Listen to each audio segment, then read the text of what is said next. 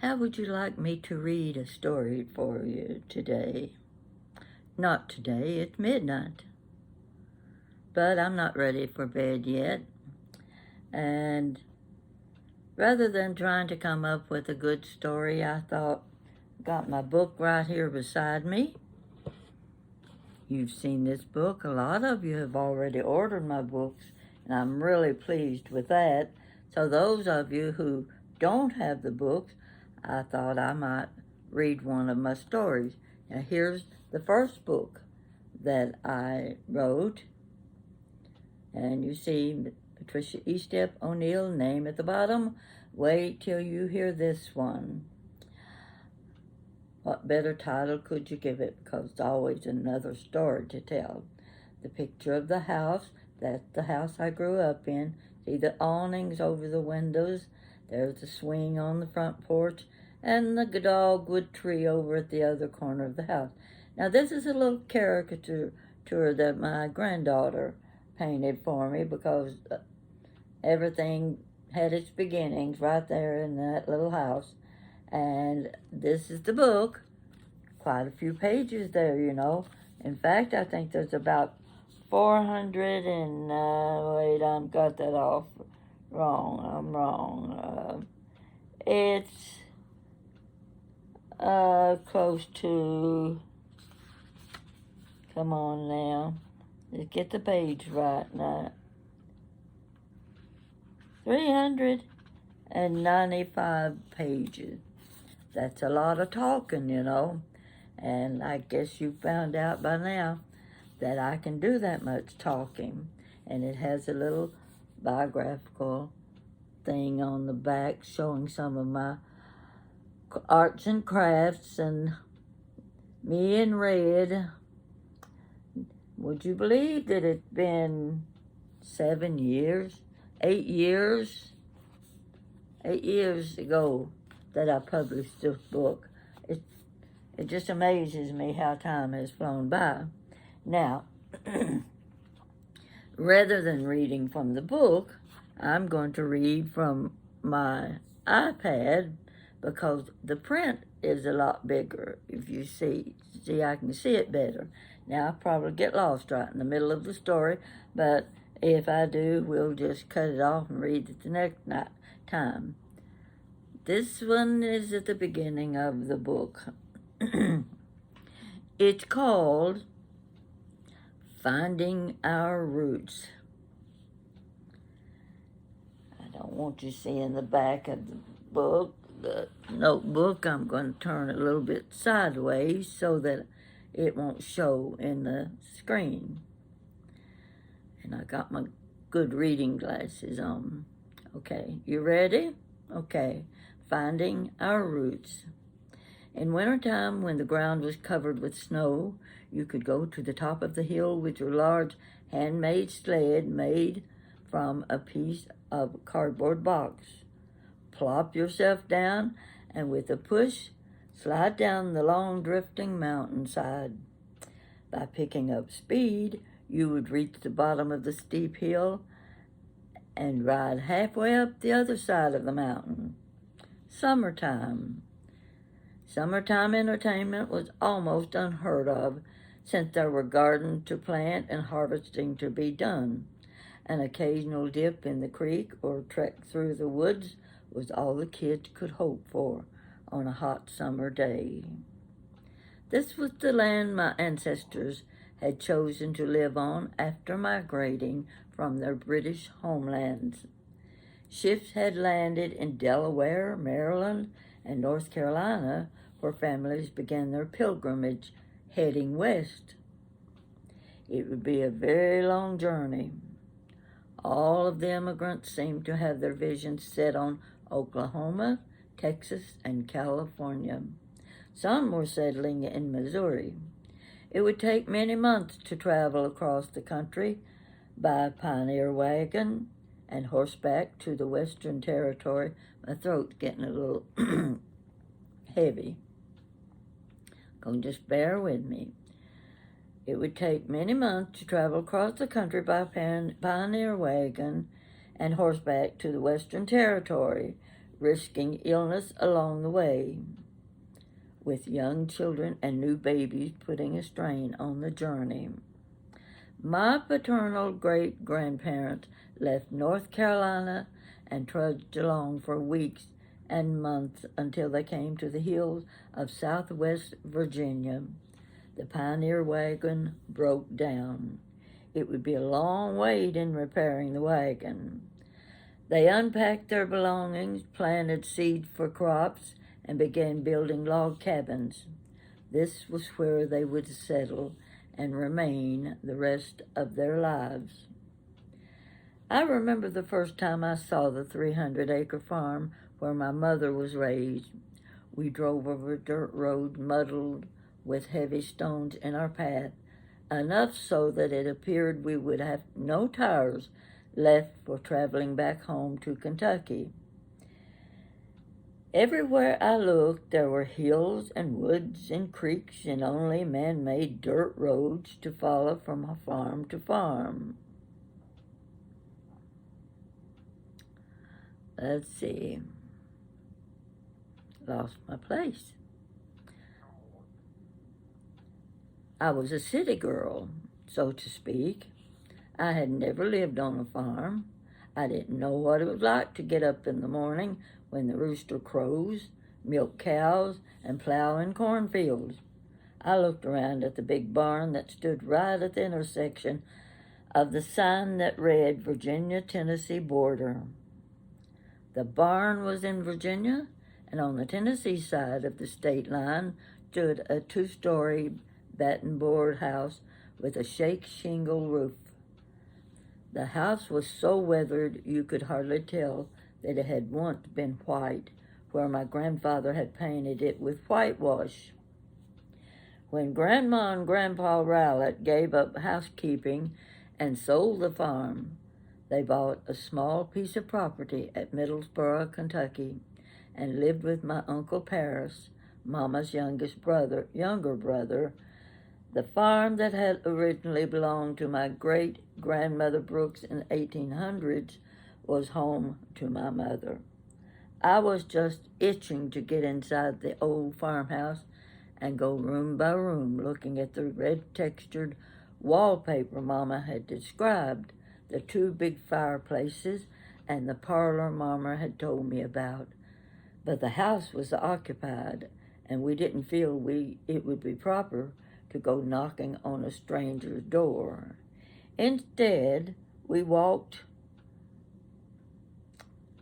Well, it moves up on me and I lose my place. Okay. Instead, we walked down the hill to where there was an opening in the overgrown brush that took us to an area in the woods at least 20 degrees cooler than in the sunshine. Mama pointed us to the spring house, hidden among the bushes, and we could see the spring water flowing quietly down the hillside. That was where Grandma Rowlett did her laundry and kept her milk and butter cool in the summertime. We found our way back through the thick brush and walked up the road to where Grandpa Rowlett's blacksmith shop and grist mill once stood. I hope this isn't bothering you.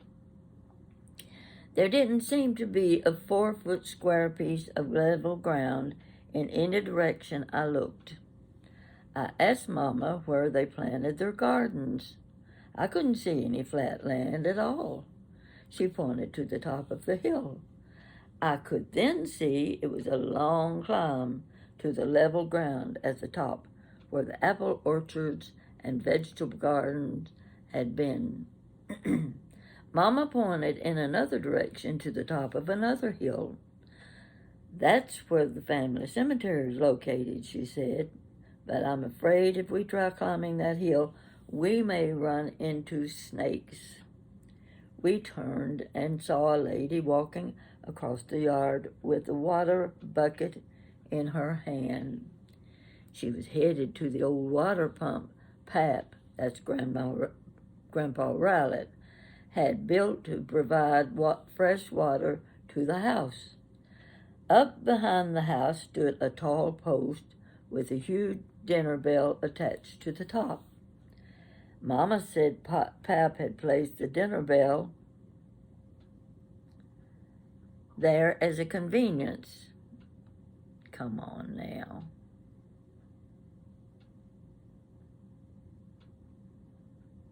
Okay, let me go back. It's moving on me. Yeah, come on. I don't know how it moved. How did it get ahead of me? Okay, now I'm on the right page. Grandpa Riley had built to provide fresh water to the house. Up behind the house stood a tall post with a huge dinner bell attached to the top. Mama said Pap had placed the dinner bell there as a convenience for Grandma to call him and the working hands in to dinner. We returned to the car and headed up the road in the direction of Big Spring Union Baptist Church, one of the small churches established by my dad's grandfather, George Washington Nevels. Winding in and out of the sharp curves and over large rocks, I looked around at the woods covering the hillsides and whispered to myself, why in the world would anybody want to live in this hilly country where there's nothing to see except the sun coming up just before noon each day and then going down at night? It was 45 years later when I was privileged with a trip to my ancestors' homelands of England and Wales. I joined others on a 9-day land tour going from village to village. Now this was in 1994.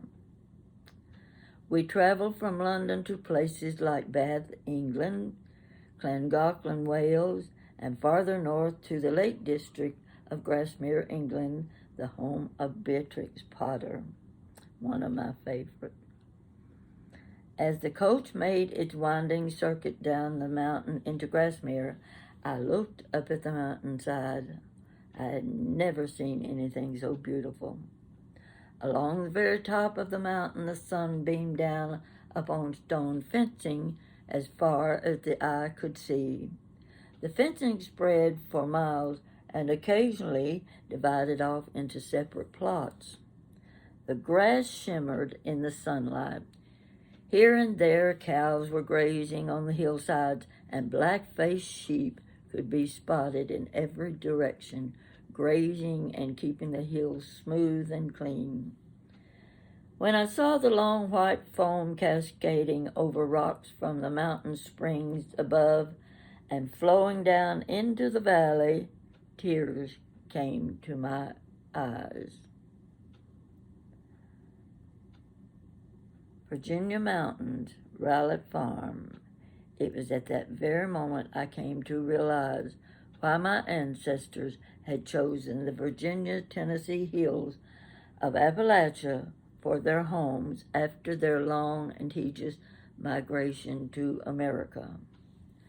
The vast expanse of hills, the valleys of beautiful colored grass swaying in the breeze, the mountain streams and springs, they were all reminders of their British homelands. When the immigrants settled in southwest Virginia and East Tennessee, they had found their roots. I'm going to go on with the next little story because this one wasn't as long as I thought it would be. That's just a background on why my ancestors moved and stayed in Virginia, Tennessee, and Kentucky. The reminders of their foreign homes. This one is Wait Till You Meet My Mother. Elizabeth Rowlett Easton. This says 1935. I don't know why it says that, but we'll find out. Mama was unique, what you might call surprisingly intelligent in her own way, while at the same time she was a simple homemaker and mother concentrating on what she was going to prepare for the next meal. She loved to cook and had been cooking since she was 12. Most of her life she had been cooking for a large family. It was easier for her to fix a dinner for 10 than for 2. She had grown up learning all the home remedies for anything that ailed you. A small metal cabinet hung on the kitchen wall that contained a few special... I'm getting me something to drink. I'm getting dry. A small metal cabinet hung on the kitchen wall that contained a few special serving dishes and iced tea glasses, and back behind them was hidden her medicines. Following the lady's birthday almanac for planting crops was a way of life for her. Mama never wavered from the things she had learned back on the farm in Virginia and Tennessee. She was serious about her duties as a mother and housewife. Everything she did had a formula to it. Her way was the only right way, whether it was making beds or canning kraut. She was unmatched. She was also the neighbor who had birthed the most children. When the neighbors saw old Doc Smith heading towards the Eastep house, they knew Lizzie was ready to deliver another baby. It took her 24 years to bring all 13 of her babies into the world. And as far as my oldest sister Inez was concerned, Mama could have quit after she was born. Playtime for Inez was sitting on the front porch rocking the newest addition to the family. When a person reaches a point in life where he or she becomes the caretaker instead of the child, the daily routine can become insufferable and hard to deal with. It takes more patience and compassion than you think you can muster, and there will be times you feel you can't make it another day without relief and rest. But there is always light at the end of the tunnel and humor along the way in many of these situations. You just have to look for it. You can make it through what seems like a very trying and unrewarding time and do it with a smile on your face. That's hard to do. My oldest sister Inez became Mama's major caretaker because she lived directly across the street, making it convenient for Inez to see to Mama's needs. Unfortunately, Inez ran out of time before Mama did. She died of cancer at the age of 74.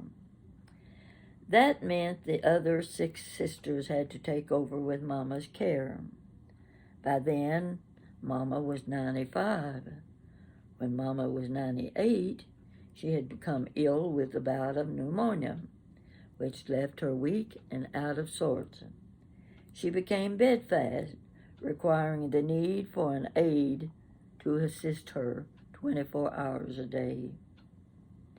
My sister, 2 years older than I, had purchased a book that described signs of death. The book said the dying talk about people who are already deceased.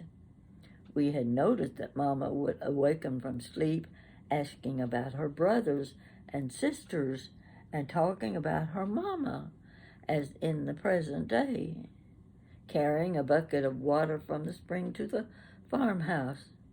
There were memory lapses which may have been due in part to her medication, because ordinarily Mama's recall was very good. She would ask about Daddy. He had died in 1976. Answers to her questions were given so as not to create emotional upset. We kids were certain our mother had reached the last stage of her life, and we were trying to prepare for it. I'm going to have a drink now.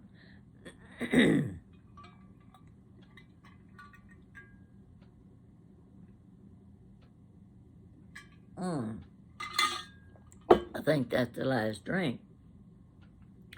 Mama talked and talked, rambling on about her childhood, her courtship with Daddy, and what a handsome young man he had been, her children when they were small, and my brother, who was the youngest. He was a perfect little angel. That's the way she put it.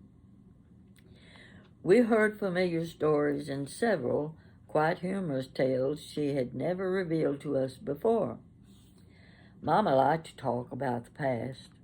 She told one story about a preacher from her early years of marriage, Oscar Brooks. He's long gone now, so he won't know I'm telling a story about him. He lived across the street from us. He was a lay preacher whose wife had just died, and within 2 months after her burial, now this is way back, within 2 months after her burial, Oscar remarried. A friend and deacon of the local church approached him one day and said, "Preacher, don't you think it's a little soon to get married again? After all, your wife was just buried 2 months ago." Oscar rolled the tobacco around in his mouth, took a spit, and answered, "Well, the way I see it, Ethel's as dead as she'll ever be." Mama held her hand over her mouth while she chuckled. Her humorous ramblings reduced the stress of the day and helped pass the long tedious hours of her illness. One day, Elsie Freeman came by to see Mama. It had been several years since they had seen each other. Elsie owned the neighborhood store where Mama bought her daily groceries for many years. Elsie and her husband, Herbert, retired and moved to a farm in the country. Her hair had turned to silver. When asked, "Mama, do you know who this is?" she curtly replied, "Of course I do. I haven't lost it yet. That's Elsie." Mama's eyes had turned dark, which was supposed to be another telltale sign of near death. We began discussing final arrangements and preparations for Mama's passing. Sisters took turns coming home on weekends. During her illness, she was easy to manage. She asked for nothing that couldn't be provided. She became the gentle mother we wished for during our growing up years, instead of the one who used a switch to make us mind, taught us proper manners, and proclaimed the do's and don'ts of our everyday life. Also, during this period of illness, Mama had constantly complained of one ailment or another. All we heard was, "I want to go to the hospital." If we explained once, we explained 100 times. You don't go to the hospital just because you want to go. The doctor has to make the decision unless it's an emergency situation, and then we will call for an ambulance. A few months prior to what we thought was Mama's bout with death, she became ill and had to be admitted to the hospital. After several hours of tests and treatment in the emergency room, she was placed in a room overnight. The next morning, she decided she was ready to go home. The young intern patted her on the arm and said, "Elizabeth, you can't go home. You have pneumonia." Every day of her 4-week stay, she repeated, "Get the doctor so I can tell him I'm going home today." One sister looked her square in the eyes and said, "You're not going home until you're well and the doctor dismisses you." During that 4 weeks, every nurse in the ward heard the family history again and again. Mama was a talker. The staff felt as though they knew all of the children personally. They had lots of patience with her and were delighted to see someone her age with such a terrific memory, but she was taking up most of their time. Mama may have been weak in body, but she was strong in mind. She insisted on getting out of bed. At times it was difficult to handle her, and my sister's patience began to wear thin. One day she kept kicking off her blanket. The sister on duty would straighten her hospital gown, trying to cover her naked body. Then she pulled the blanket up over her body. She pulled it in at the sides of the bed. After much frustration, my sister finally said, "Mama, quit kicking the cover off. Everybody on this floor has seen your rear end."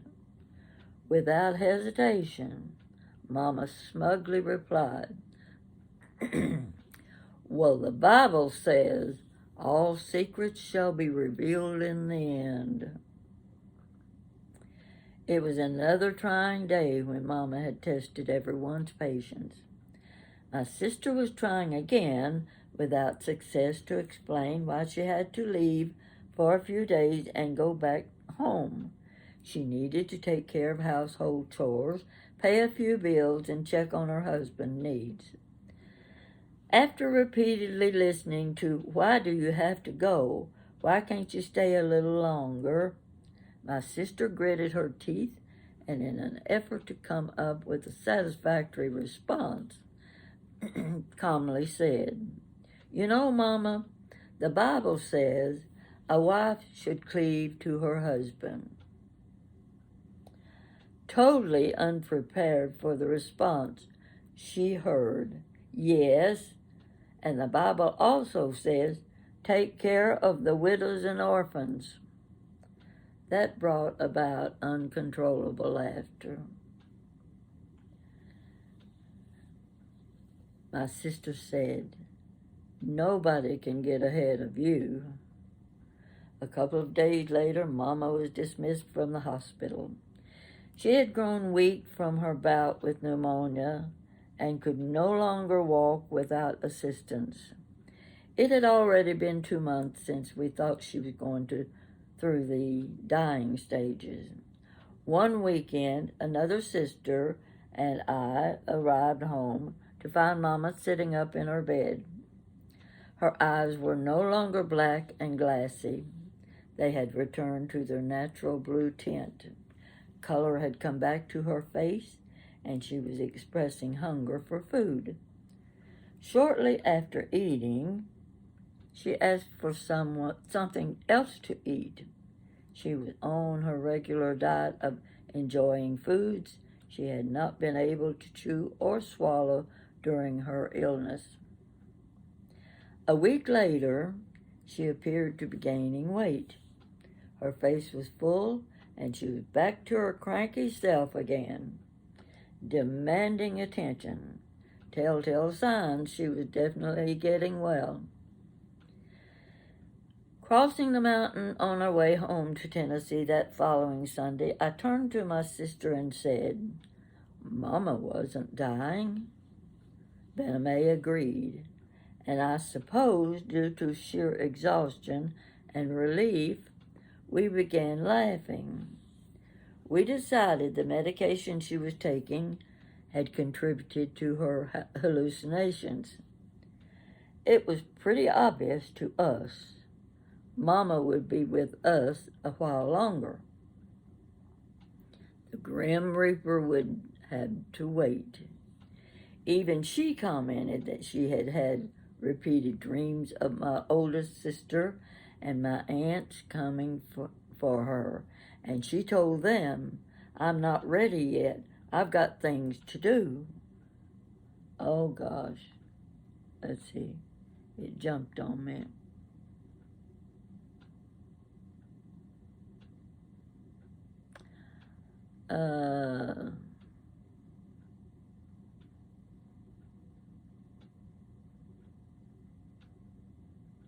Okay, she said, "I've got things to do."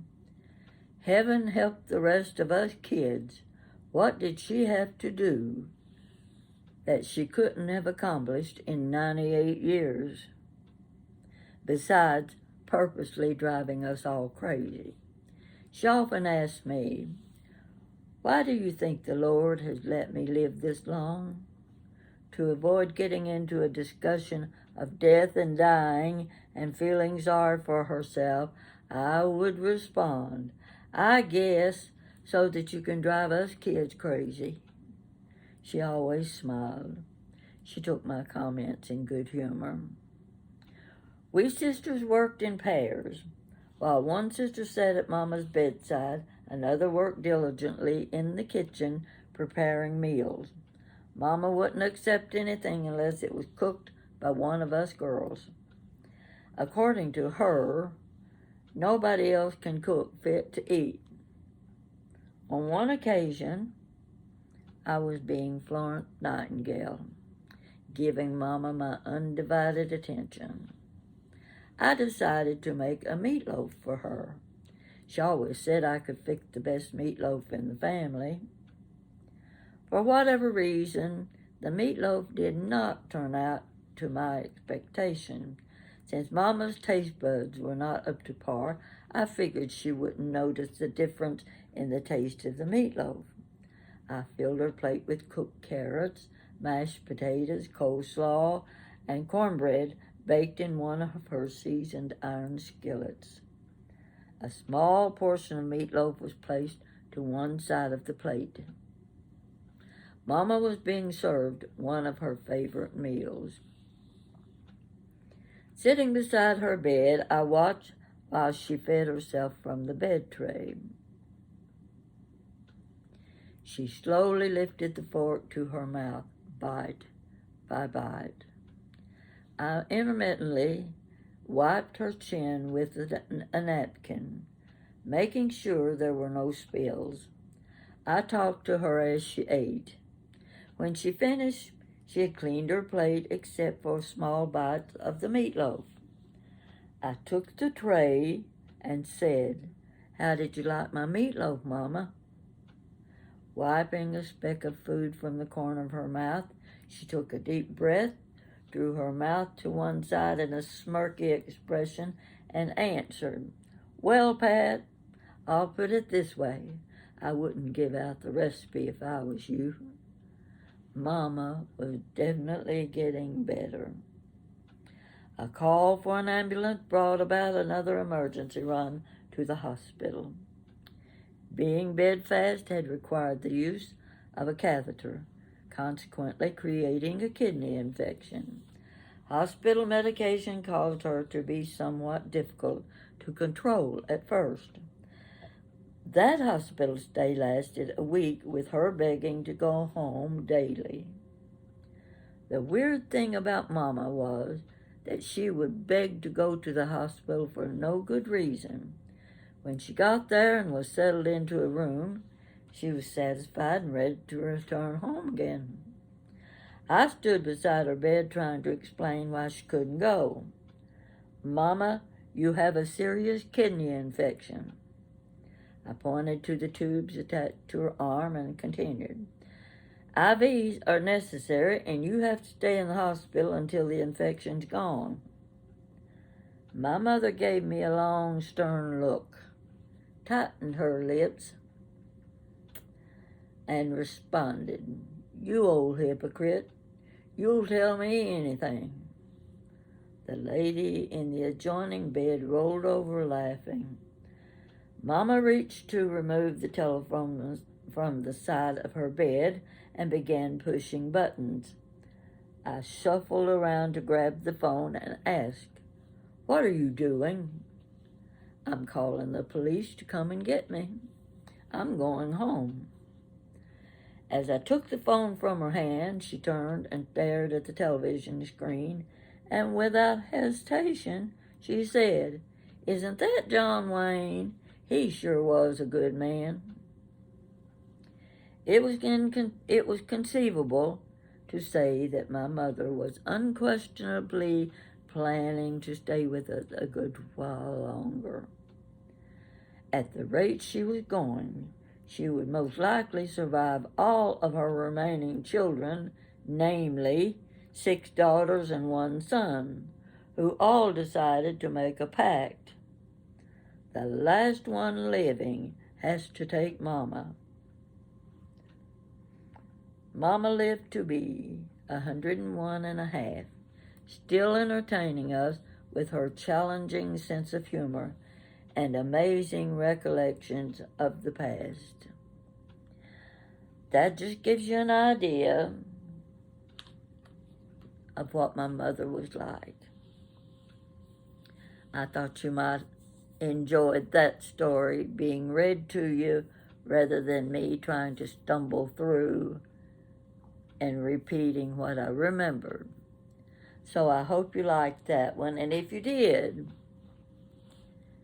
you know you can order my books from Amazon, or you can request other stories to be told, and I'll try to find the stories that I haven't already told, and we'll keep this little game of show and tell going right along. Now it's midnight here in Kentucky. I've got nothing left to do except go to the bathroom, get myself ready for bed. And tomorrow morning I'll be reading my reviews. I hope you've enjoyed this story. Some of us don't have the books because we have reading problems. When you get old, that's what happens. You can't see good. Now, just because I got big lenses in my glasses doesn't mean they make me see better. They don't. But I can still see to read. So I'm going to get off, and we'll see what happens next. Let me know what you think about show and tell. And I'll be with you later. Have a good night.